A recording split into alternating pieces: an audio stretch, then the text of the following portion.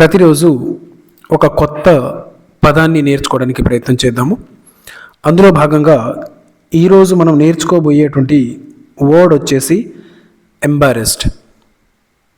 ఈ పదం వినంగానే అరే ఇది మనకు తెలిసిందే కదా, దీని గురించి నేర్చుకోవడం ఏముందని వీడియోను వదిలిపెట్టి వెనక్కి వెళ్ళమాకండి. ఎందుకంటే ఇది తెలిసినప్పటికీ కూడా దీన్ని నేను కాంపిటేటివ్ ఎగ్జామ్ను లింక్ చేస్తూ కూడా నేను వివరిస్తాను. ఎందుకంటే ఇది తెలిసిన పదమే అయినా మీరు చివరిదాకా వీడియో చూస్తే మీరు చేసేటువంటి ఒక చిన్న పొరపాటు మీకు తెలుస్తుంది, రైటా? సో ఇప్పుడు మనం టాపిక్లోకి వెళ్ళిపోదాం. కాబట్టి చివరిదాకా చూడండి, మీకు అర్థమవుతుంది వాల్యుబుల్ ఉందా లేదా అనేటువంటిది. రైట్, ఎంబారెస్డ్ అంటే అర్థం ఏంటిదంటే సిగ్గుపడడం లేదా ఇబ్బందిగా అనిపించేటువంటి సిచ్యువేషన్, దాన్ని మనం ఎంబారెస్డ్ అని చెప్తాం, రైట్? సో దీన్ని ఇప్పుడు కొన్ని ఎగ్జాంపుల్స్లలో చూద్దాం. కొన్ని ఎగ్జాంపుల్స్ ఏంటిదంటే గమనించండి.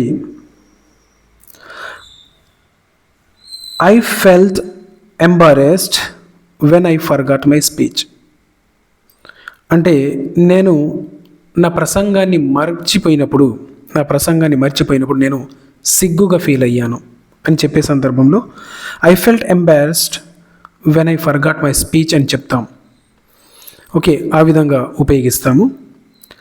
She was embarrassed by her mistake అంటే ఆమె తన తప్పు వల్ల ఇబ్బందిగా ఫీల్ అయింది, అంటే సిగ్గుగా ఫీల్ అయింది అని చెప్తాము.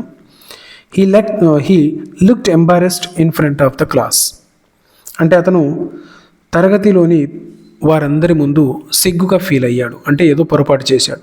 సో అటువంటి సందర్భాల్లో మనము వీటిని ఉపయోగిస్తాం, ఈ పదాన్ని, రైట్? సో జనరల్గా మనం చేసేటువంటి మిస్టేక్ ఏంటిదంటే ఇక్కడ గమనించండి. ఐఎమ్ ఎంబారెసింగ్ ఓకే అని చెప్తాం.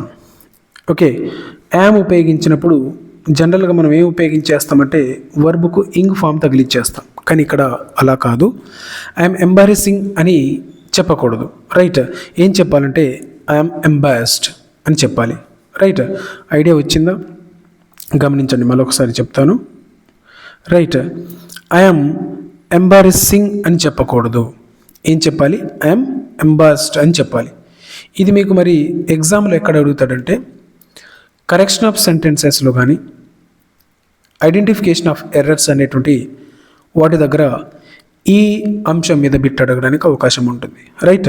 సో దాన్ని బేస్ చేసుకొని ఒక ప్రాక్టీస్ బిట్ను చేద్దాము.